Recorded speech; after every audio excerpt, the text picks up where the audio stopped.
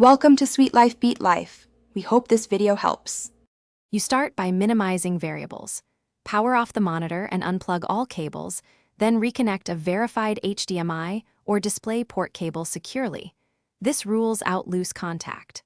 Once done, power the monitor and connect a second computer to determine if the issue is the source device or the panel.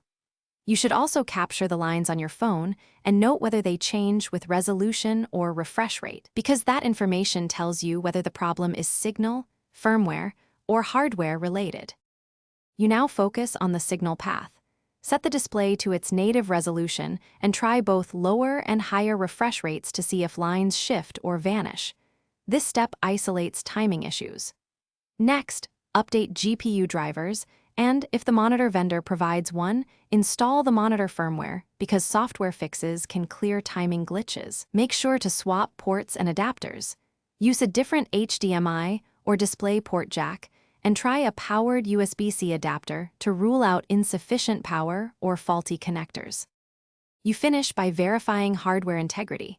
If you're comfortable and the warranty is void, open the monitor to receipt ribbon cables and power connectors.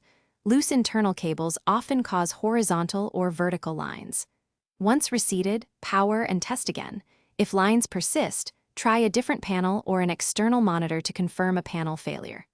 If repair isn't viable, a professional can replace the T-Con board or the panel.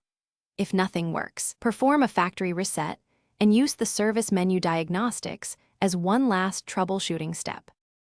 Thanks for watching. Consider subscribing if we helped you.